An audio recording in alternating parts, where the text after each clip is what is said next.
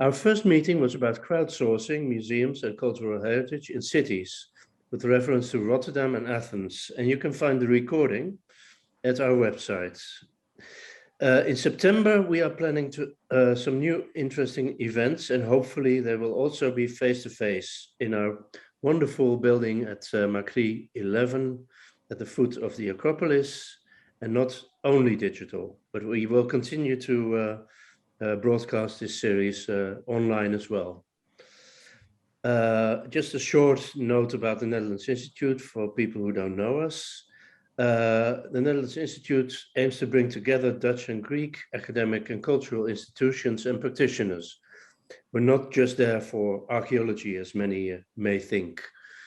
Due to the pandemic, our activities are online for the moment, but we hope to be able to host a next event at our library soon, as I just mentioned. Just before we start, Nicolas already mentioned that this webinar will be recorded and on view on our website soon. And another privacy thing is that the online seminars allow us to meet regularly, so we'll be happy to add you to the mailing list for our new events. You will have the opportunity throughout the webinar to comment and send questions. Okay, now on to today. Today's discussion topic is the European Capital of Culture as an opportunity to promote cultural sustainability. Leeuwarden-Fryslân 2018 and Alefcina 2023. That used to be 2021, but it's for obvious reasons, it's become 2023. Allow me to present our three guest speakers and the moderator for today, and give them the opportunity to present their initiatives. First of all, Immie Jonkman is cultural entrepreneur, and she's initiator of LF 2028, an organization which builds upon the experience and legacy of Leeuwarden 2018, who will reflect on that experience. Secondly, Aggeliki Lampiri, Cultural Manager and Director of Cultural Strategy of Eleusis 2023. And lastly, Yannis Koukmas, Cultural Anthropologist and Director of Audience Development and Participation of this Alefcina 2023 project. The discussion will be moderated by Dr. Nicolas Karachalis, who is responsible for organizing these seminars, and he is a collaborator of the Netherlands Institute at Athens with cultural management, heritage tourism, and city culture. He also teaches at the University of Thessaly. So thank you for your attention, and I'll give the floor to Nicolas to further give structure to this discussion. Yes, thank you very much, Winfred, for the introductions.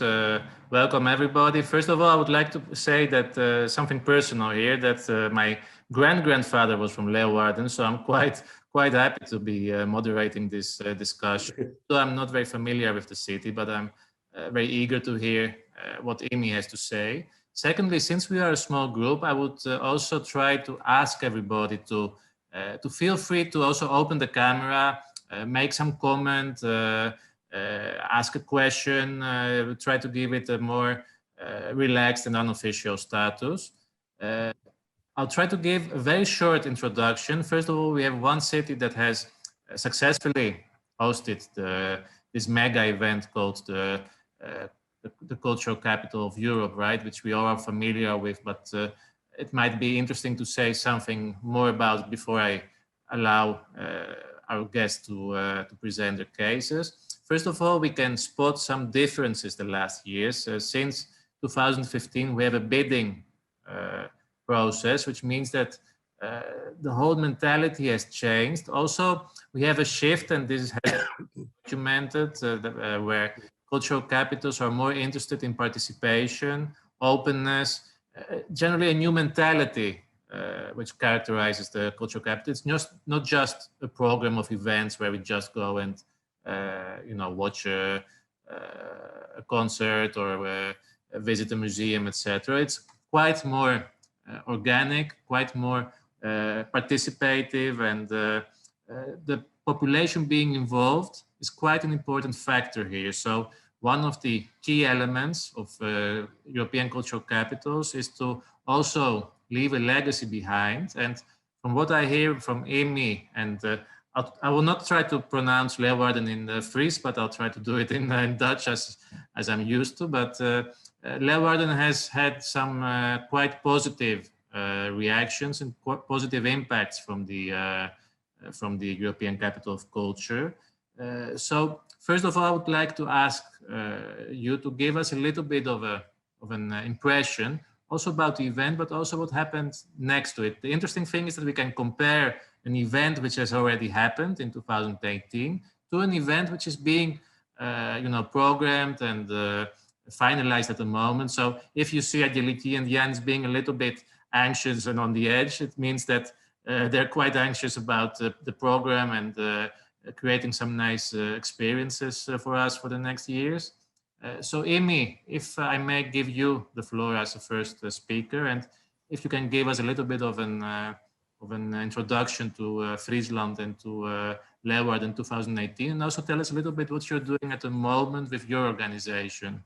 Yes, I will. Thank you. Thanks very much for the introduction. Thanks very much for the invite as well. I've got 10 minutes, so I will talk as fast as possible because I've got lots to share with you guys. If there are any questions, like Nicolas said, just ask them. I'm happy to answer them immediately. I'm going to share the screen for you to look at my presentation. I think this works. First, this is the logo we used in 2018. So this is why it starts with this. First, I want to, let's have a look. I want to share with you where the city of Leeuwarden and the province of Friesland is situated. So this is the Netherlands. You all know this, I think. And this is where Leeuwarden, the city of Leeuwarden is, and in the region of Friesland.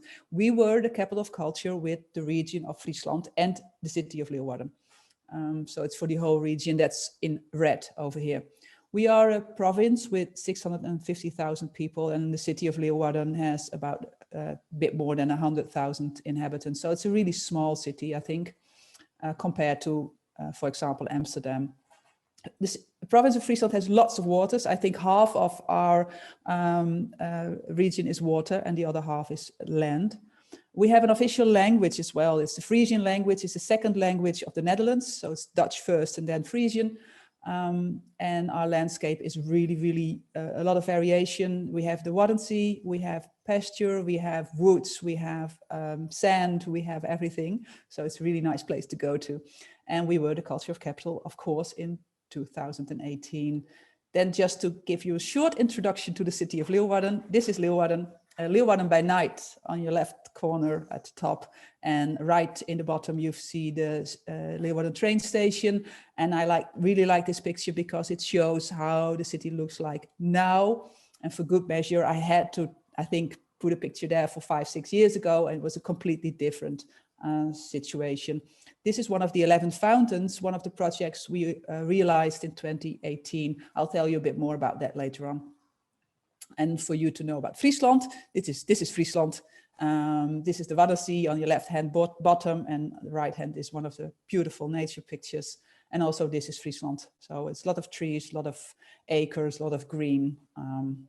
So I'm not working for the Tourism Institute, but really like the place where I live. Then for 2018, I just want to share some results with you. We had a really difficult not difficult start. It was really difficult to organize a cultural capital because you've never done this before.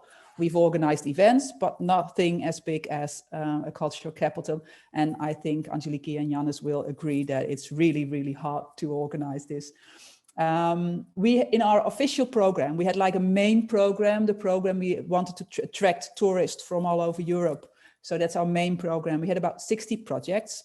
And every project had multiple events in them. So that made up a main program of 300 events. And there were big events and small events. Like we had the Giants from Royal Deluxe. That's a big event. And we also had really beautiful small pearls of projects. like small theater plays at small churches. We have lots of churches in Friesland, and you see a picture over here from one of the smaller projects.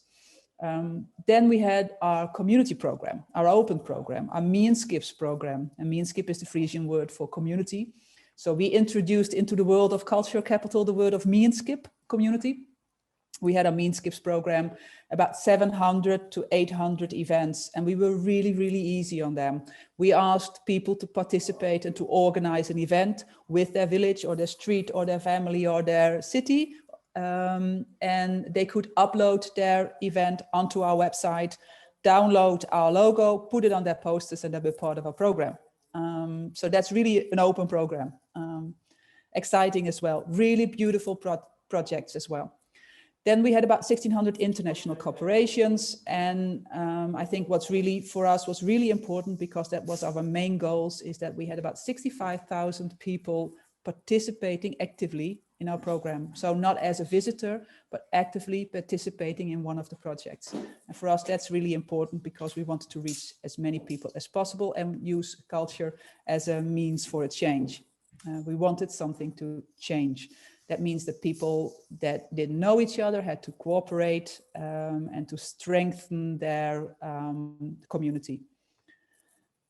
I'm not going to read everything. You can read it yourself, I think. Then some results, also a bit more on a financial and organizational side. We had about 4.5 million visits. So that's visits, not visitors, visits. And those people spent about 120 million euros. And that meant that every euro that we invested in our program of the cultural capital had a return of 2.3 euro, at least. We are taking the minimum amount here. And I think that's really important for us, that if you want to talk about what things that have changed, is that about 60% of the citizens and the people living in Friesland say that the fact that we were a European capital of culture gave them more pride, so they were more proud of their region, of their the things they were capable to doing of. They gave them more social cohesion and more optimism. And I think it's really hard to measure, but this is one of the important things. Just a small example, really quick. I was looking at the giants. You see the picture on the right side here.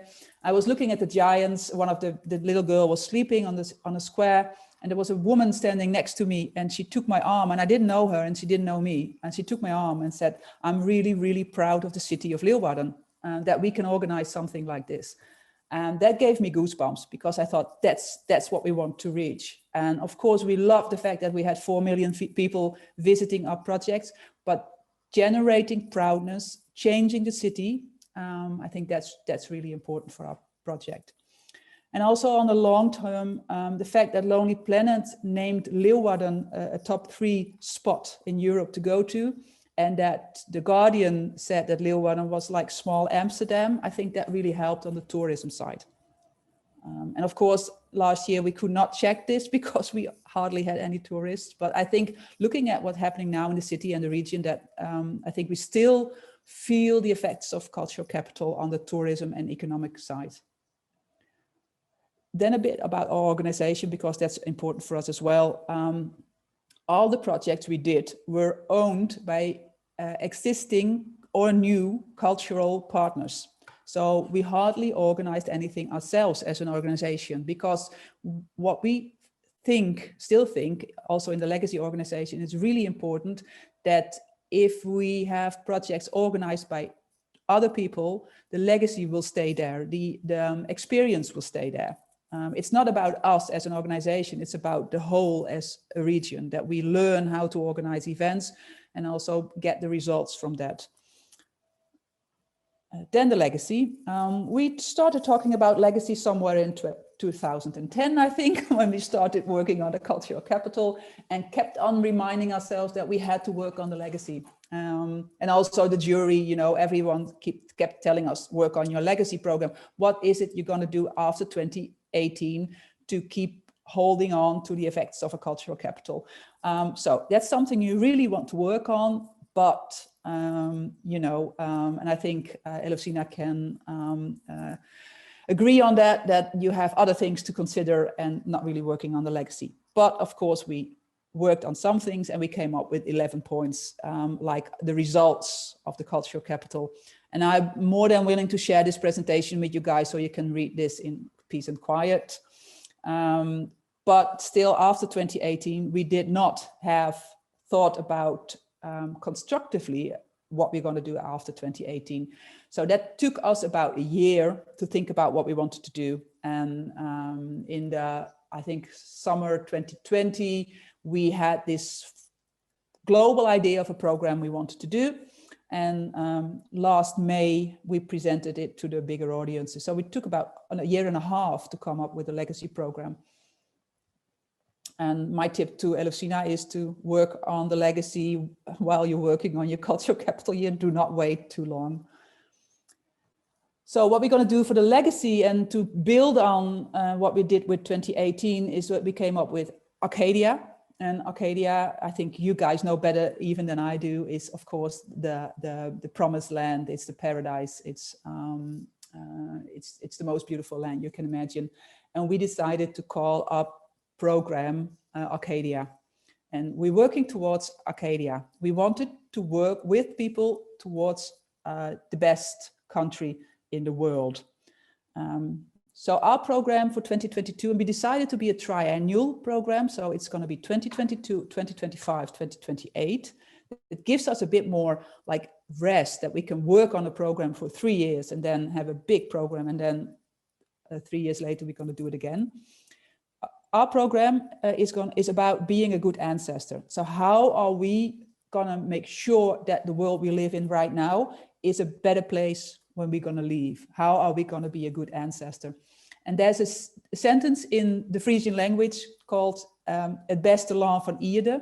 It's a part of our national hymn, regional hymn, and it says the best country of the earth. And we sing it in our hymn. We sing it not every day, every time we sing it. And it's always, is there an exclamation? Is it exclamation or a question mark?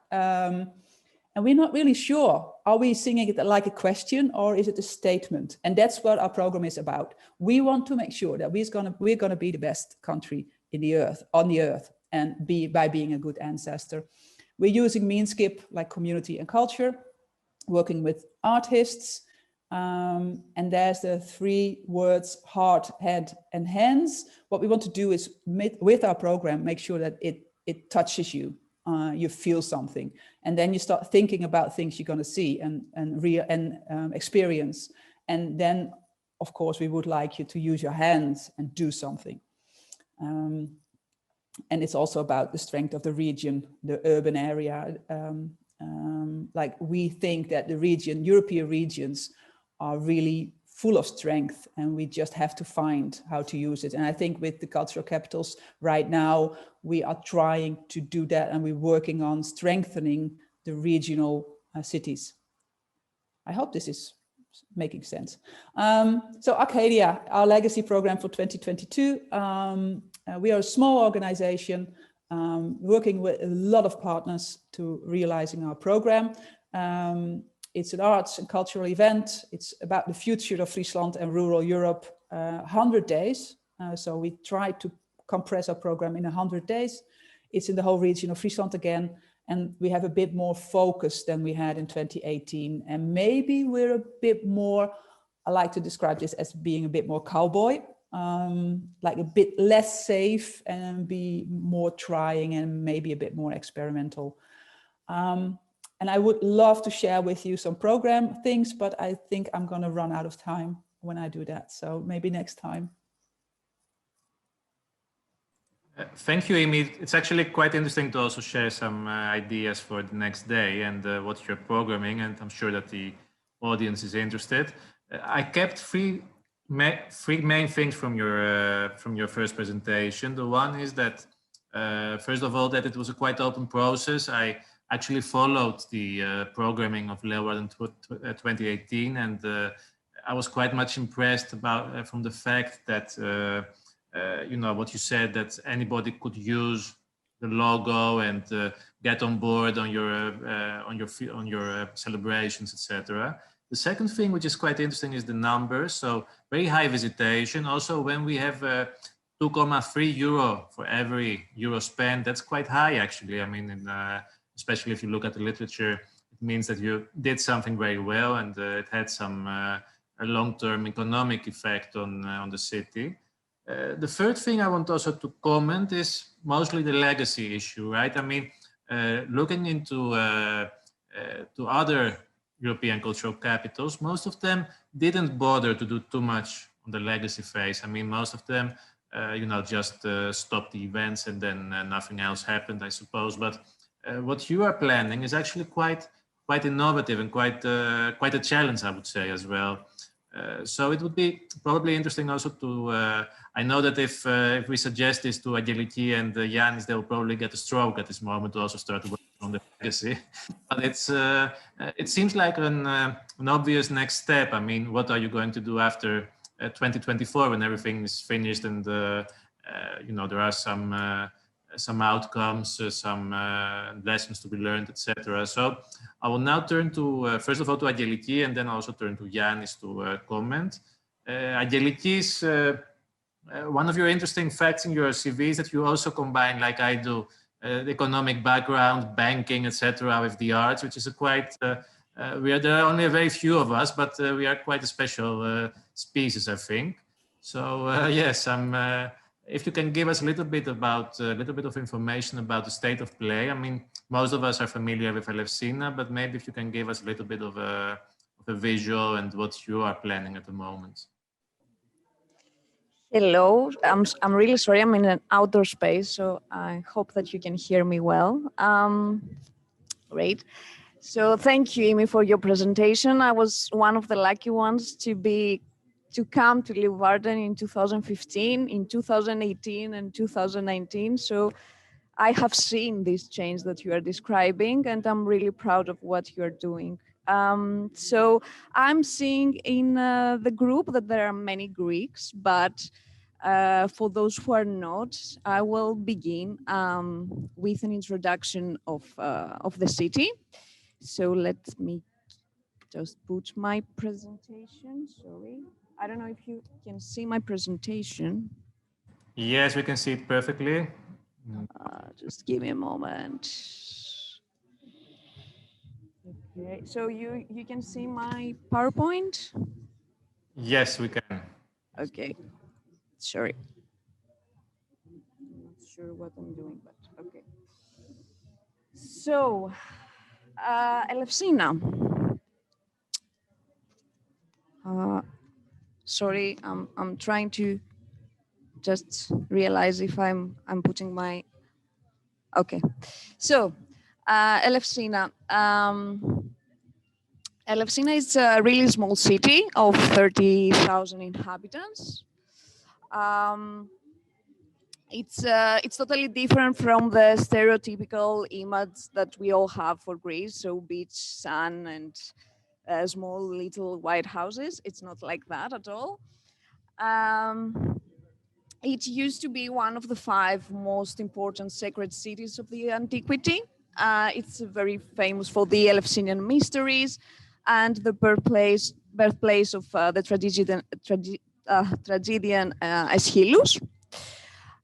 It's a natural port, of course, and it has a very strategic location. It's not far away from Athens. It's like 21 kilometers away of Athens in the Thriasian place. So, yeah, I'm really sorry. I don't know what is happening with my presentation. However, sorry.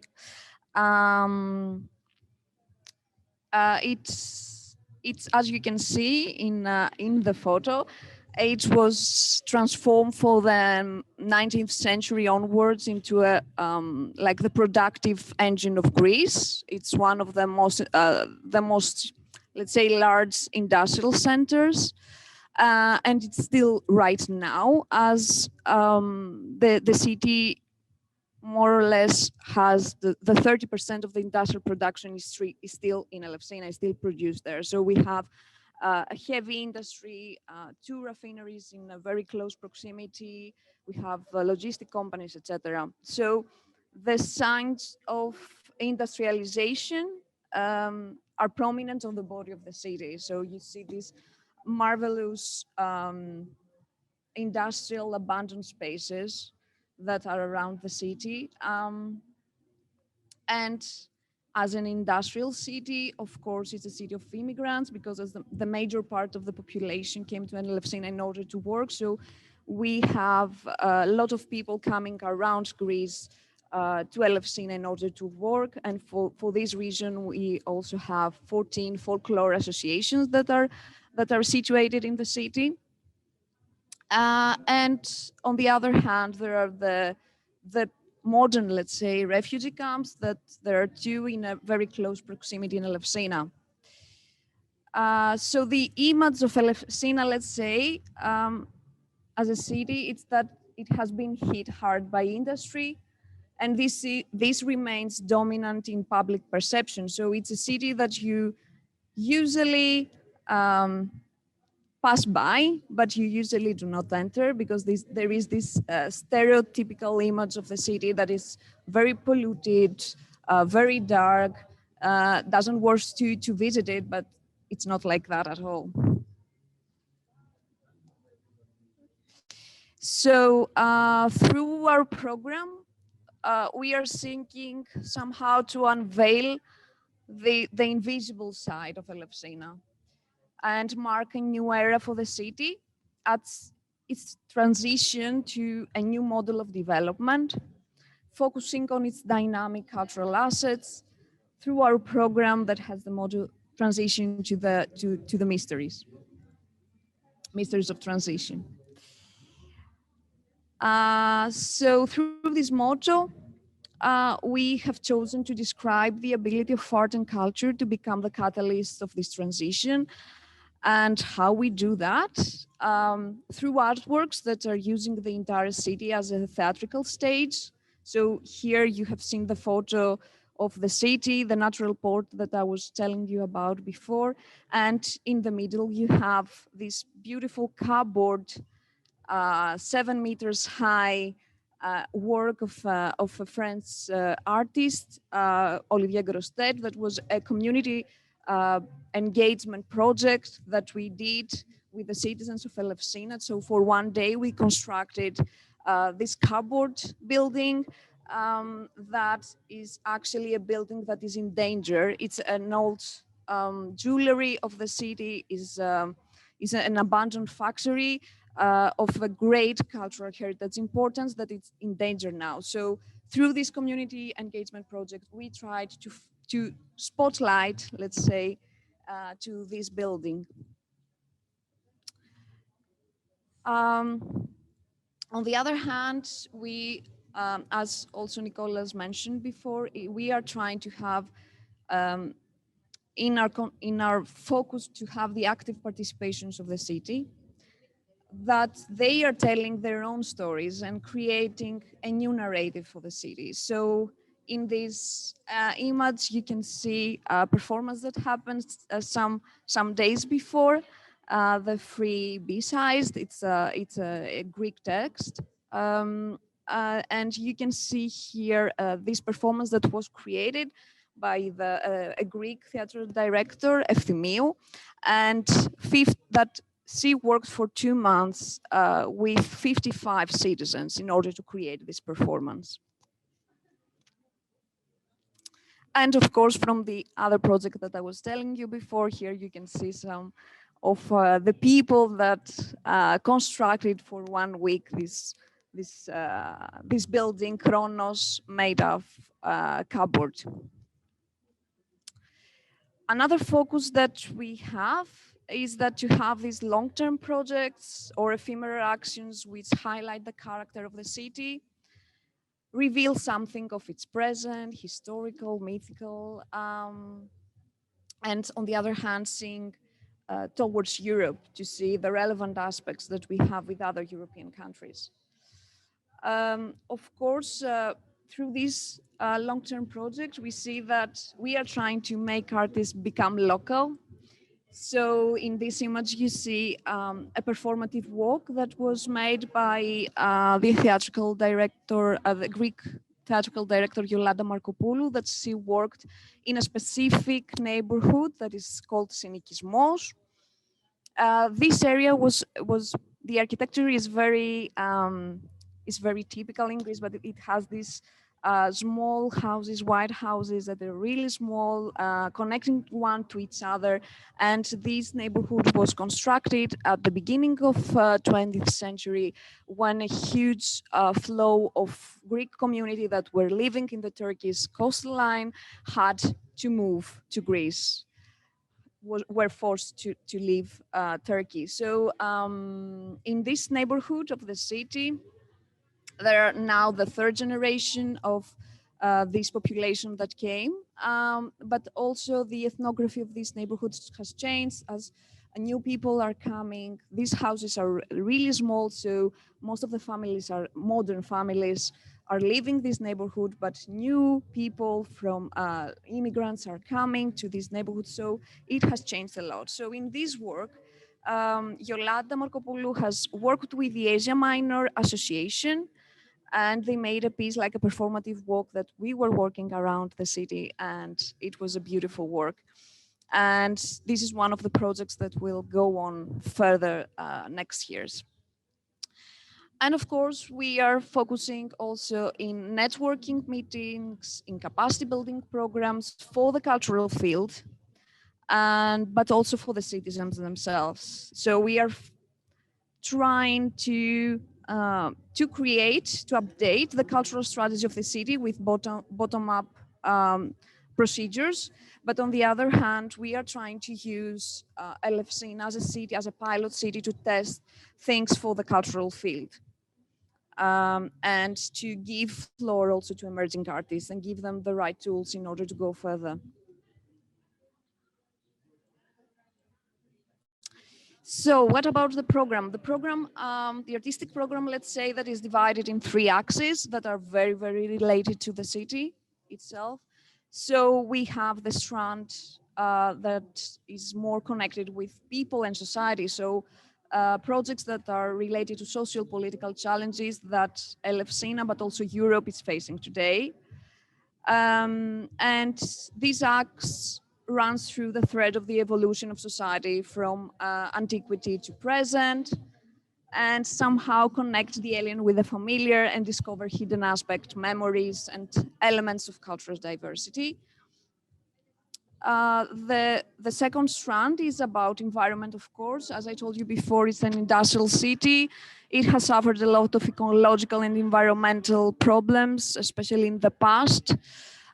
It used to be during 70s, 80s, one of the most polluted sea in Europe. So there were a lot of manifestations that were dealing, but even until now, it's an issue that all the citizens of Alefcina are dealing with. So here we have the projects that are more related to the challenge to redefine our relationship with environment, nature, etc., and focuses on sustainability, well-being, try to seek new ways of appropriating the city.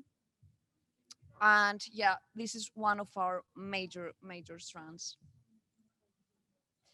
And of course, the third and last strand is labor. So the projects that have to deal with the challenge to face the economic side of transition, focusing on the challenge of work, labor, workforce of the future. Through these acts, we explore the past, the future of labor, the challenges that the cultural field is facing today, that are common European challenges, of course. So yeah, we have different kind of projects, different kind of approaches on that. And here you can see an artist that is based in Italy, is Colombian, but he's let's say, will begin to work with the workers of the factories in order to create this helmet that you see in the middle of ceramic. And these will have the elements or the details of every worker, let's say, of Alefcina, so to create a big site-specific installation. So yeah, more or less, this is our program. So thank you, and I hope that I didn't get a lot of your time, and sorry for this mess with the PowerPoint. Thank you, Aggeliki. That was actually an excellent introduction to Alefcina, and I, after visiting the city the last year so many times, have got to love it quite a lot. I mean, it's quite an attractive city after all. And it's interesting you said at the beginning, it's one thing I wanted to keep is that, first of all, that people are passerby, so they don't really stop in Alefcina, they don't know it, etc. The second thing you also showed a lot, and I find it very interesting and challenging, is that the local community is participating in the preparation and tries to get involved, which is quite it's not always easy to do.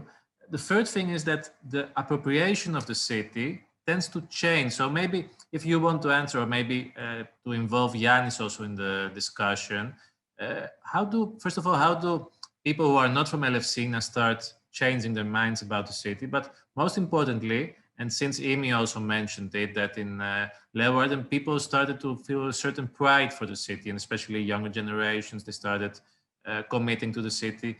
Do you see something similar happening in the process of working towards 2023? Is it something that comes naturally? Is it something you need to still work on? What do you think?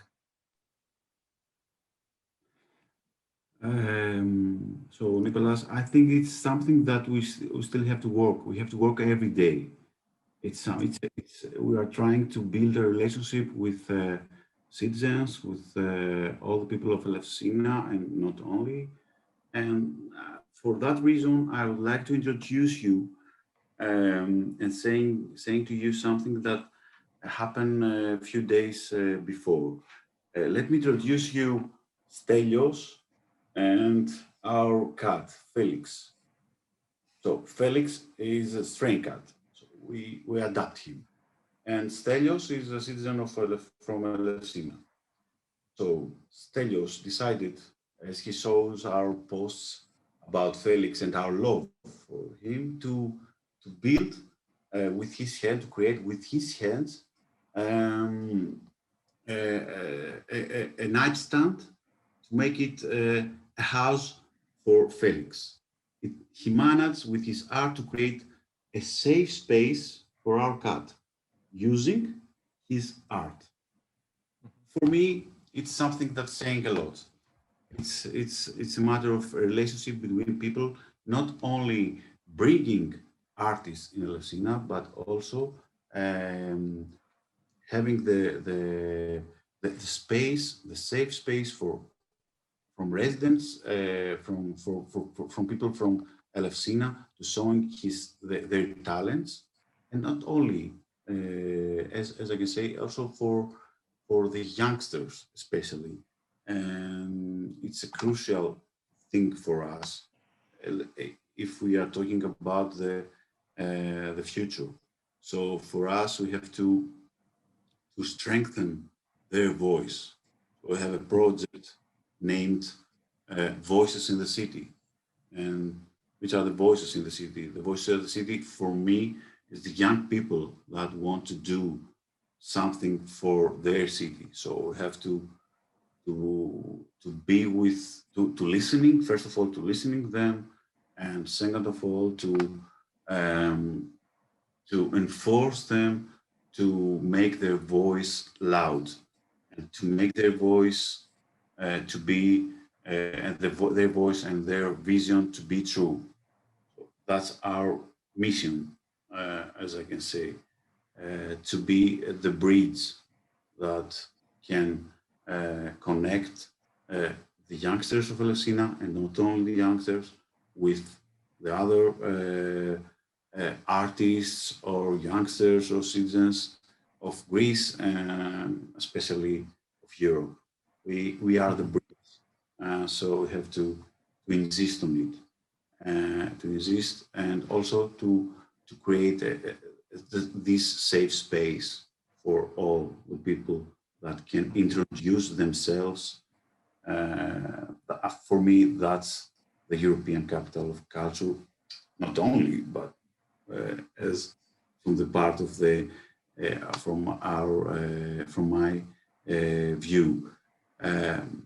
I'm so happy that in Alefcina also the that Alefcina, the European Capital of Culture, gave us the opportunity to activate volunteering.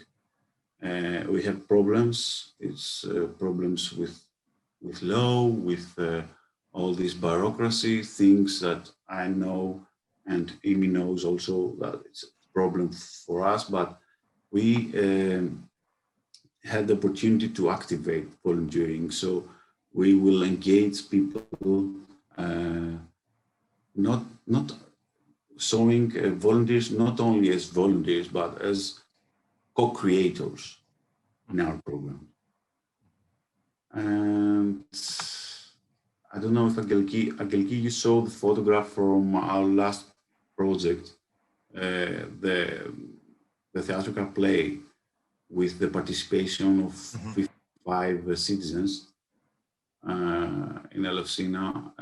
That was so inspiring for not only for the city, but also for the team of Alefcina, because you have to know that it's not only the citizens that have to engage with this project, it's also the members of the institution, and have to think about it. And we need inspiration every day from our relationship with people, with citizens, but also from each other. It's something really hard, but it's something that we know will probably give the chance for few people, or who knows, to change or to inspire their lives. Okay, thank you, Yannis. That's very interesting. And would you also, this is maybe a question to the three of you, and it's first of all about Alefcina. All three of you are not related, I mean, Immie obviously, but also both of you are not directly connected to Alefcina. So Yannis, you are from Alexandroupoli, another very nice city, and Aggeliki, you didn't have any connection with Alefcina before, right? And Immie, you've been to Alefcina, I suppose. Yep. Do you think that the people's perception about the city, because of the European Cultural Capital, is changing? Or, for example, maybe we can start from Immie. Did your first, impression from Alefcina, made some kind of ring some kind of bell? Did you see any differences with Leeuwarden? I mean, the two cities cannot be compared, obviously, but did you feel a little bit that something was going on, something interesting going on in the city? I think you cannot compare the cities, but you can compare the people, I think. When we were there, we had this beautiful theater. I think you were talking about that, Aggeliki, that we had this walk through the city, meeting a lot of people, ending it with eating with a lot of people that were participating in the play. I think that was lovely. And we had a lot of those things as well. So I think you can compare the people in the way that they want to tell other people about where they're coming from and where they live, and about their social structure. And a lot of them, we were sitting on these large tables, and a lot of people were not able to talk to us in English or even Dutch. And my Greek is not really good, is not good at all. But we still had means to communicate about things that were really important. And I thought that was great. And in that way, I think the two cities are comparable. Really are. Aggeliki, Yannis? Yeah, I can share with you when I was in Leeuwarden for a project, and yeah, I mean, I have seen this energy, and I have seen so I had the possibility to stay in one of the citizens' apartment and having dinner with the family, etc., and having the chance to exchange stories about our cities and have this conversation. I mean, also I see the table, the food, also as a way of sharing moments, sharing stories, sharing the taste. So only having this possibility and have the possibility to discuss with a family that is staying in Leeuwarden it was a great experience. So a very direct, connection with the local people, etc. Very personal, experience, I would say, in this case. Yannis, what is your opinion about Alefcina changing as a perception and as a city?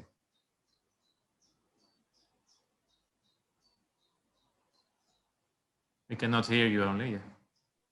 Can you please repeat your question, please? Yes. So, for example, after being, how many years are you now in Alefcina? 4 years or 3 years, I think? 3 years. 3 years, okay. Do you think the perception of outsiders is changing about Alefcina? I mean, do you think that the preparation, events, the whole procedure is kind of changing the people you talk with? I mean, for example, friends, etc., that didn't know Alefcina before.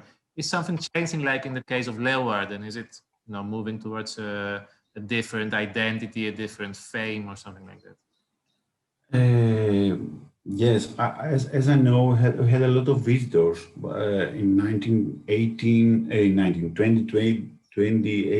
2019. But unfortunately, as you know, COVID, the COVID, all these things collapsed. It was not easy for us to adapt new techniques and to stay connected with all these people, because our program is a program face to face. It's participated, so it was very difficult. We were with them, with the people, but they know that through our social media and a lot of other channels. But for us now, is the bet is to strengthen and to maybe knew each other again, and to build this trust. For me, the key word is trust. Trust in a world full of unsafety, and making art the key word for building together and fill the gap with the bridge that do it together with art. Great. We are in the middle of many transitions, actually. So it's digital transition, it's the green transition, it's the socioeconomic transition, and these all create a certain uncertainty. So we try to find familiar aspects in everyday life, and it's interesting how you incorporate these things in your programming. So, for example, what Aggeliki also told about the Helmets project, which is about labor and about the insecurity of work, of cultural work, probably. So, Immie, could you give us a little bit of an impression? You actually hinted that there are some very interesting projects coming up for the next years. And I also was reading a little bit over the Drempel project, which I found quite interesting. It was quite participatory and I would say also quite innovative in a sense. Could you give us a little bit of an idea what we would expect to Leeuwarden, and maybe convince our audience to visit Leeuwarden in the next years? Sure, I will.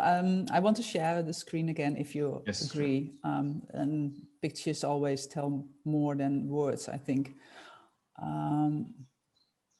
Okay.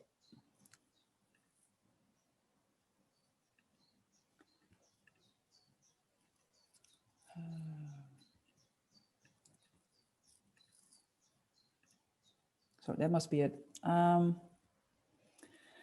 We've decided to work on 3 program lines. Frisian words again, I'm sorry. Landskip, erfskip, mierskip. Landskip is landscape, and erfskip is like history, and mierskip is community. For us, there are 3 really important lines in which we try to fit our program. And participation, co-creation, of course, is the main thing in our program everywhere. We forgot to name it because it's like in our DNA, it's the way we work. And this is working with the people, but also inviting the Frisian people to come up with program ideas as well. Again, very, very important for us. So we've got 3 blockbusters, like 3 really, really big programs. And added to that, we have a lot of smaller projects like Over the Drempel. I will tell you something about that. But first, really short, the 3 big blockbuster programs.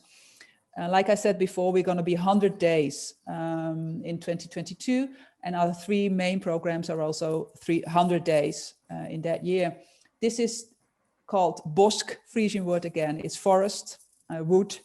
What we're going to do is we're going to have about more than 1,000 trees walking through the city of Leeuwarden for 100 days. And this is an impression of our squares in the city of Leeuwarden with our leaning tower. We've got our own Tower of Pisa. And we've got more than 1,000 trees that are walking 100 days through the city. And what we want to do with this project is to start the conversation about the importance of green in a city, but also about climate changes and the way people can participate in that. So we have those trees walking through the city. With that, we have a cultural program and also a debate program. Like if the trees are stopping at our theater, we might talk about the importance for nature on arts, for example. I'm not quite sure if you can imagine how that would look like. This is a long line of trees in boxes that are moving through the inner city of Leeuwarden. And also what we want to try with this project is to try and to have every Frisian, so that's 650,000 people, plant a tree in the year 2022. And the way we're going to do that is to work with an education plan and also a campaign.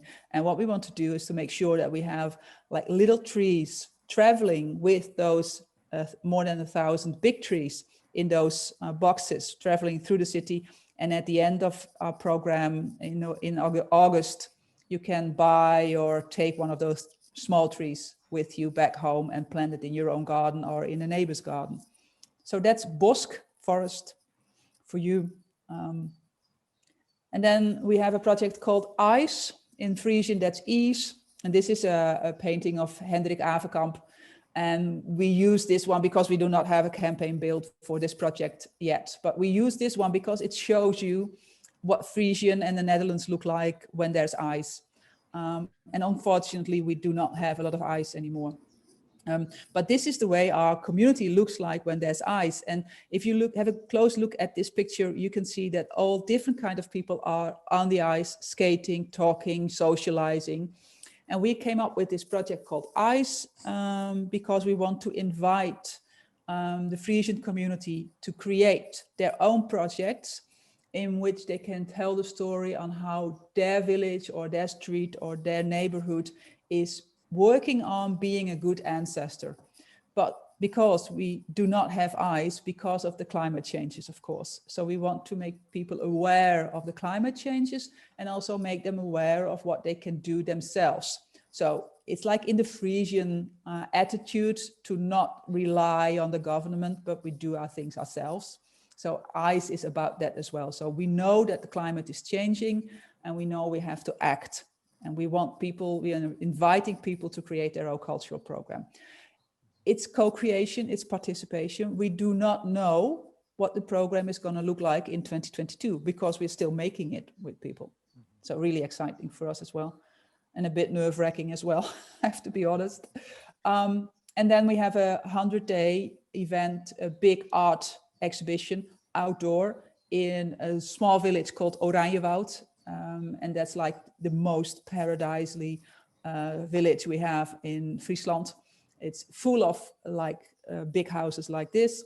And we're going to make a really interesting art exhibition with about 20 international artists. And we are inviting them to reflect with their work on the beauty of Oranjewoud, on the beauty of this village, this city, this small village, but also reflect on the question, where did the money come from that built those interesting, because I think that's a black page in our history, because someone had to pay for this, and where did the money come from? So the artists are going to reflect on the beauty and also on the dark side of villages like that.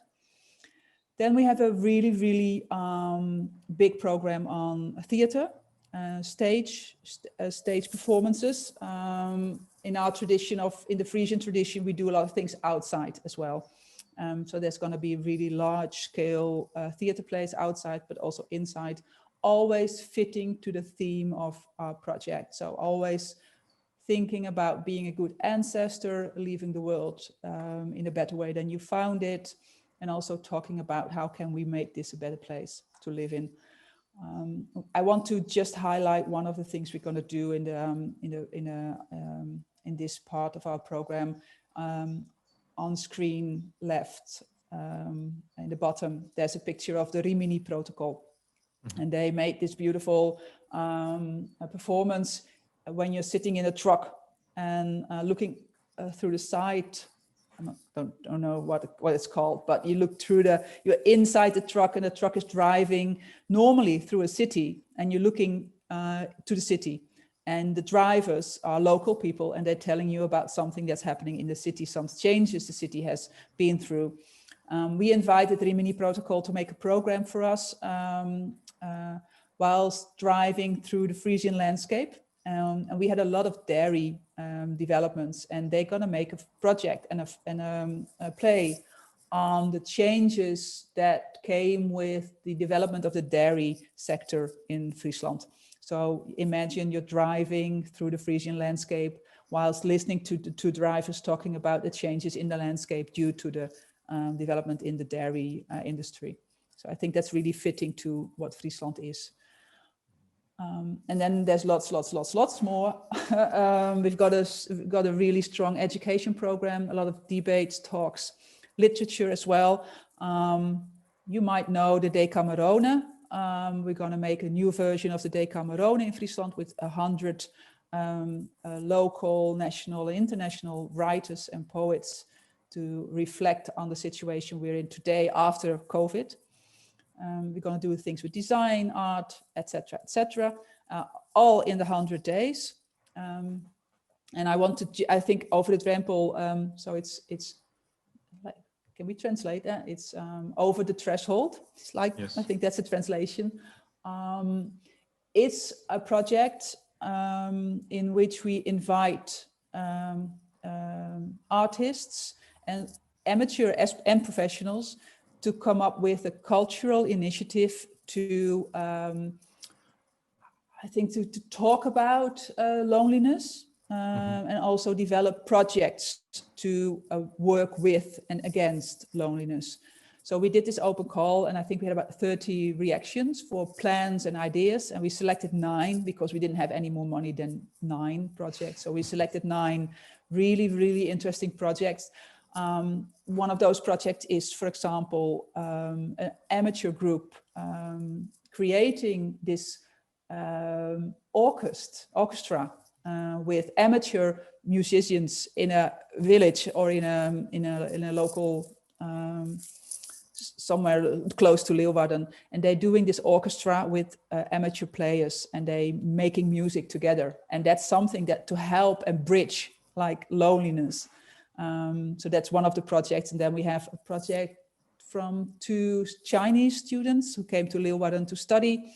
And they realized that within the Chinese community of Leeuwarden, the Chinese students, they did not have any contacts inside that community. And also the Chinese students didn't have any contact with the Leeuwarden students and other Leeuwarden inhabitants. So they came up with this great idea, again, surrounding food. It's all about food again. So they want to create like a pop-up restaurants in which students prepare Chinese food and eat together. So that's one of the projects in Over the Drempel as well. We're doing it in Leeuwarden at the moment, and I'm really hoping that we can find other municipalities interested in the Over the Drempel project, because for now, Over the Drempel is for a large part financed by the municipality of Leeuwarden. They do understand the importance of a project like Over the Drempel, and they decided to not use cultural money, but money from their social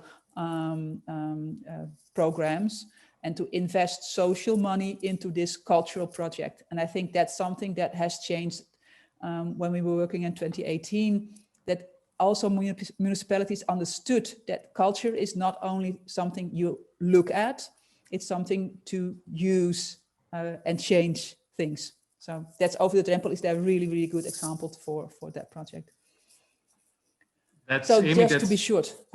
Yeah, no, that's actually very fascinating also. And this Over the Drempel, you know, connecting loneliness with the arts, I found it quite interesting. I mean, it's a really good project. Yeah, it sounds like a really good project, and it's also quite innovative. Also, I like the fact that in Leeuwarden you also use the very specific elements of the local heritage. For example, it's very difficult to explain to a Greek crowd what skating is and why. So excited about it, because you know we have the Elfstedentocht, which is like a big feast in the Netherlands, if it happens in a year. And I'm part of the organization of the Elfstedentocht as well. I'm sure you are. Okay, and for a Greek person, obviously, you know, it doesn't make any sense because we never have skated in our lives. So it's a very Dutch. Just to paint a picture, almost every Frisian village has this small part of green, mostly in the center of the village. So we have about 400 villages. I think we have about 350 of those little patches of green, of meadow, and that's the ice skating track. And it's only used in winter, and in winter we put water on it, and then we wait till it freezes over, and then we have an ice skating track in the center of the village. But unfortunately, because we hardly have any cold winters anymore, those small patches of green are just laying there, not being used, waiting for a winter to be cold enough to skate again. And that's really interesting. And we want to, our project called EASE, we want to situate on those small patches of green, because we want to talk about why we do not have winters anymore, why the climate has changed that much. So that's a typical Frisian thing. You have to come over and I'll show you all the green patches of beautiful land in the villages. We'll surely do. One thing which is one point you also made, and is quite interesting and also quite difficult to discuss, and I'll probably leave it unanswered to some extent, is this relation of the cultural capital with the local government. I mean, the extent to which the local stands the surplus of having this legacy, the surplus of probably paying in the future for this kind of events like Over the Drempel or the mega events the events you were discussing for. So maybe this is an open question also for Yannis and Aggeliki.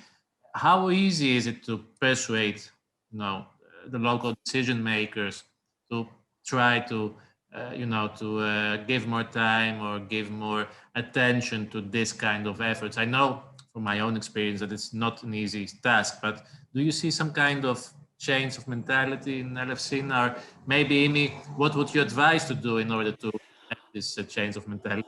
Because that would be probably a good advice. I think what we notice right now is, like I showed you the picture of our forest project, like the 1,000 trees walking through the city. We're organizing that together with the city of Leeuwarden. And they are really, really working with us. I think we could not have pulled like a project like that off without having the cultural capital. We worked with the municipality of Leeuwarden for the giants as well. We needed them. But it's so much easier to work with them on a large scale project like the things we're doing with the trees. It's getting easier. We, of course, are a separate foundation. We're not part of any government. They pay us. Our budget now is 12 million euros. The province and the city of Leeuwarden contribute about 6 million, and the rest we have to find ourselves. They are willing to participate. It's getting easier in our case. They do understand the importance of a large-scale cultural event for tourism, for economic purposes, for social purposes. They do understand that it could work. And just for Aggeliki and Yannis, it's getting easier. In our case, it's getting easier. Yeah, I believe that it's a long-term process, of course. And I believe that it's really, in our case, for example, in the last couple of years, we there was appointed a vice mayor for culture just responsible for ECOX project. So this is a good involvement because you need like a person of contact that will follow up the whole procedure in terms from the municipality perspective. Of course, I believe, as Immie said, is that through the implementation of the projects, actually, when something is on papers, it's not very easy to convey the information. So when you implement projects and the local stakeholders just realize of what you are trying to do with the community, then they get persuaded much easier, and they support you and give the right care that this project needs. So yeah, this is my perspective, and a good involvement. It's that lately we are we are working with group of citizens on cultural strategy. Now, for the first time, we are talking together with the municipality in order to go further with the cultural strategy and also to embody inside our legacy for the future. So this is, I mean, this is huge for an ECOC project to have the municipality next to the implementation team to go further on that. Yeah.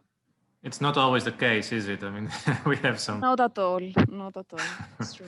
Some bad examples in the past, but we still have some few minutes for questions. And since this is a quite, I've enjoyed your inputs quite a lot in this discussion, but maybe somebody from the audience would like to comment, to make a question. Feel free to open your camera or not open your camera if you are shy, and make a question, share some kind of experience. I don't know if somebody wants to have some other kind of experience with Alefcina or with another European cultural capital, or a question for our speakers. Feel free. I don't know, or somebody else who wants to say something.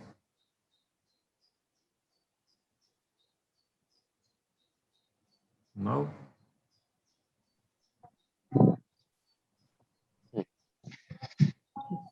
Winfred, you are already showing us some pictures from the Netherlands in order to persuade us to come. Yes. Maybe a next cultural capital, I don't know.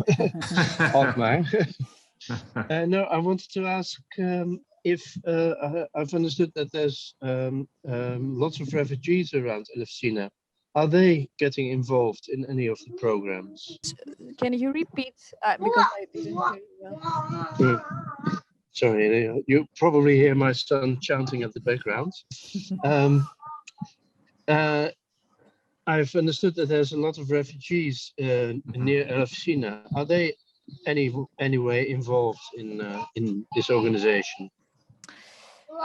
Look, back in 2018, we have involved them in a festival that we are implementing. Is a legacy, one of our legacy projects, in Ikismos Festival.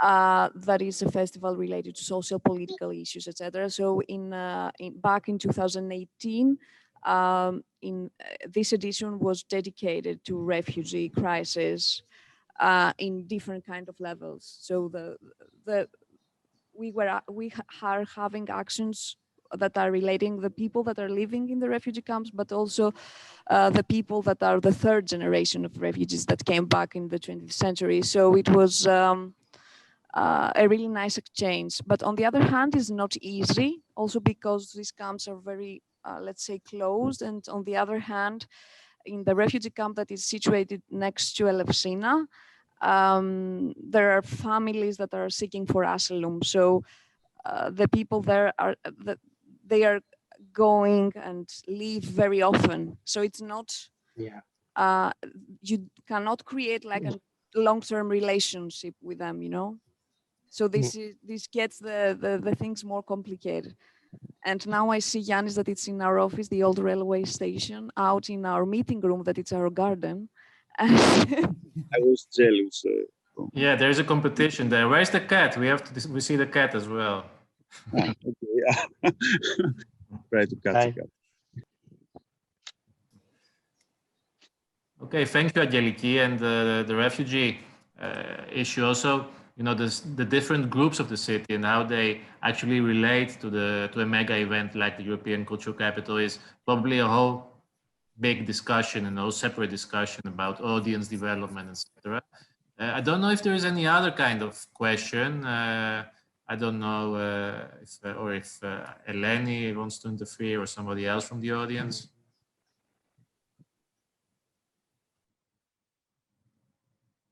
You can also use the chat. Yes, Maria, thank you. Okay.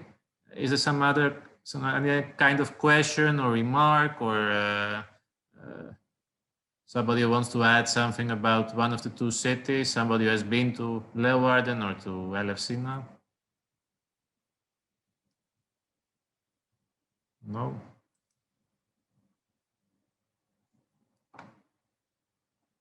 Okay, in that case, I just wanted to say that this discussion has been particularly interesting also in terms of comparing the two cities. And although I agree with Immie that there is no direct comparison issue, as the two cities don't share too many common things, I believe that some lessons learned in the case of Leeuwarden, and especially the legacy part, could actually serve as a good practice or as a as a set of ideas, not to exactly to copy, but to work on or to follow for the case of Alefcina. So this has been a very particularly interesting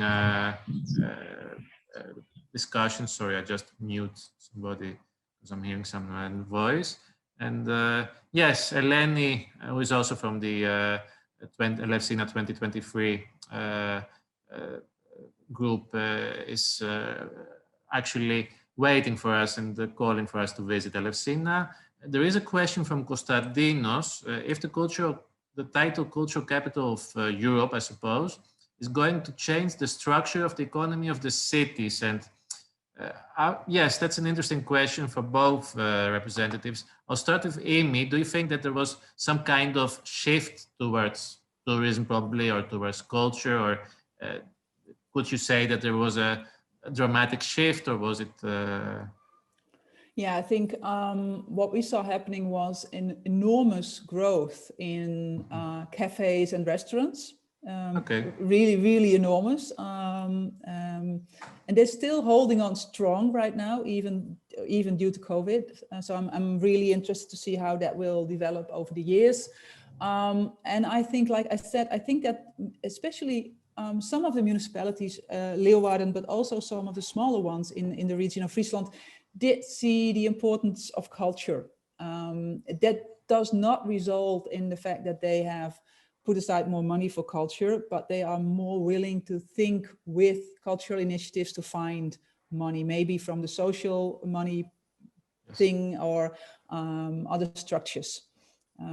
Just yeah, I think it's going to change. It's going to take a while. It's going to take a while, and that's why I think the legacy for us is so important. That because we did not want to stop after 2018. It's kind of like you started a movement, and you want to build upon the movement and to build it further and further. You can change a lot in 1 year of a cultural capital, but you need a follow up to keep on changing and developing. So that's always my advice, also to Aggeliki and Yannis. Try and make sure that your legacy is kind of rooted in your organization, and work on your legacy.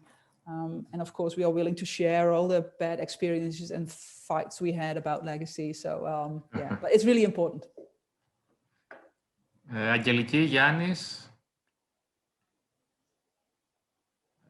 On the question about Alefcina, it's a little bit difficult to comment if there is a shift of economic shift in the city. I mean, yeah, it's difficult because we are in the ramp years now, but what is our goal is to change this the model for the city, the economic model, and especially with all the economic crisis that is around 10 years that it's in Greece, but also we have seen that many young people are leaving the city of Alefcina. We are trying to change this kind of economic model, and the next years we are focusing a lot on creative industries and create a safe space for them and create a new creative ecosystem in the city.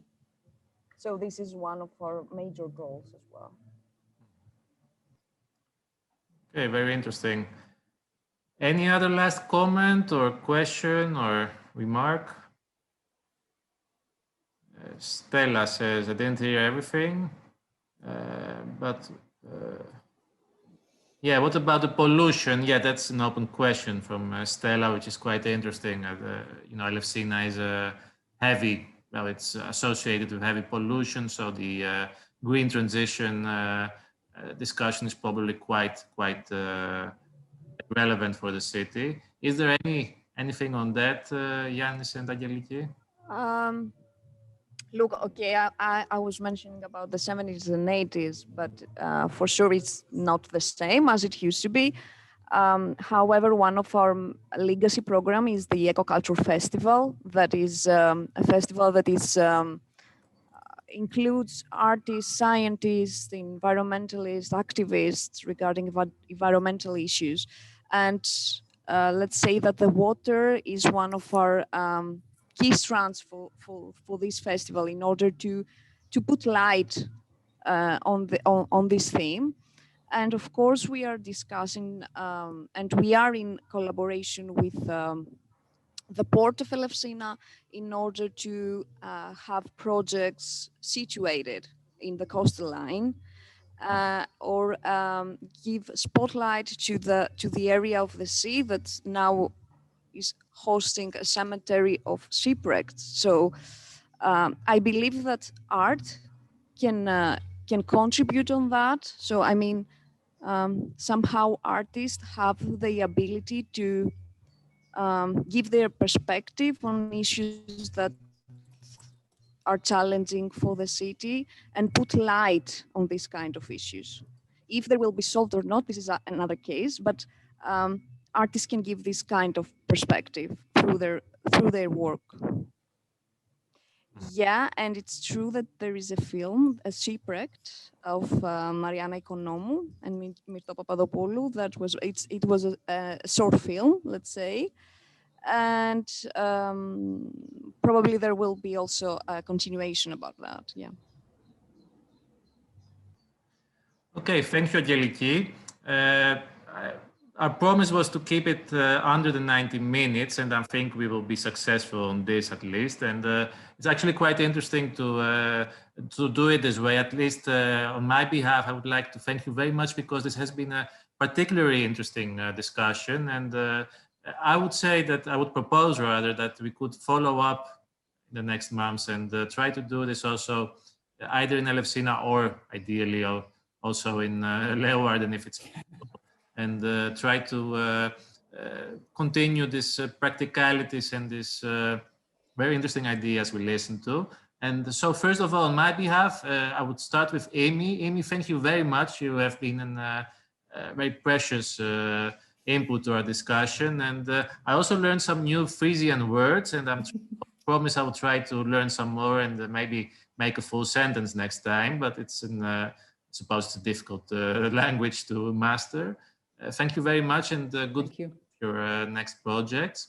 Aggeliki and Yannis, I'm sure we will meet again soon, but thank you very much. And Aggeliki, I wish you a lot of fun and luck with your in Avignon and in the theater festival. Yannis, I hope to see you at your nice offices soon enough. And also thank you very much to the audience. I don't know if there is something else that somebody tries to write, or I see Zmaro is trying to type something. Zmaro, if you want to open the microphone, you're allowed to. Yes, looking forward to Alefcina. That's probably our key line. Thank you very much, everybody. I don't know, Winfried, if you want to add something. Winfried is walking somewhere outside in surprisingly sunny the Netherlands at the moment. I think it's one of these days with good weather. If Winfried is not able to speak, then I'll be the one closing the today's meeting. Thank you very much once again, and enjoy your summer. Our next events are scheduled for September, and we're all looking forward to to host you and meet you again after the summer. So thank you very much. Keep Thank you. and Thank you. till next Thanks time. very much. See you Thanks soon. for the invitation, and also expecting you all here. Hope to see you soon. Thank you, Thanks, Yannis. guys. Thank you.